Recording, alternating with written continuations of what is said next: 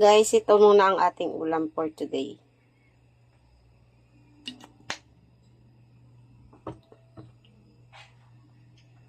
Ito guys, yung aking chicken na binabad ko siya sa toyo na may suka.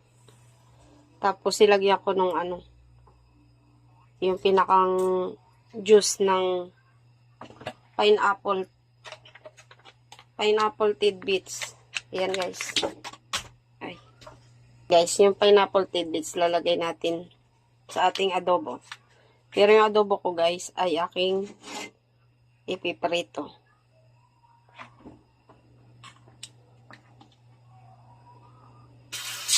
Bahagyan lang natin sa iprito. Iatay yan guys.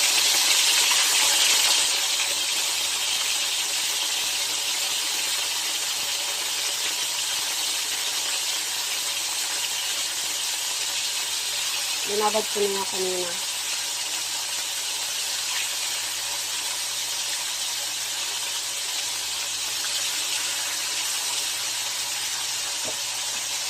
Mamaya na iba.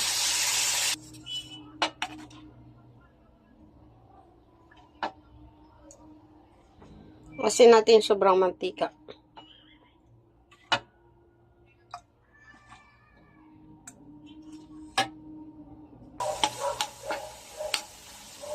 Isa natin yung bawang.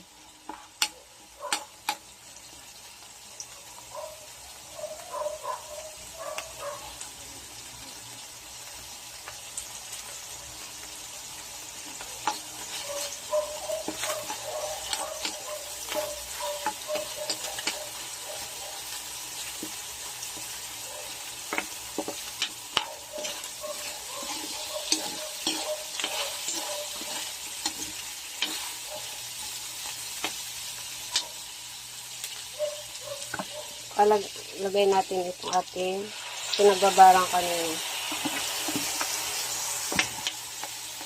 Dagdagan natin ng konting tubig.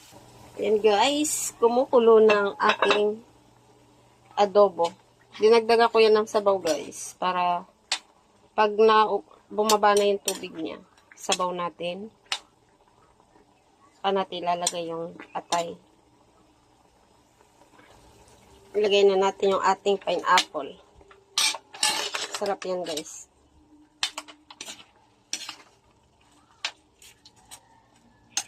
Bigyan na siya. Pwede na to guys. Ayan guys, kaluto na tayo ng ating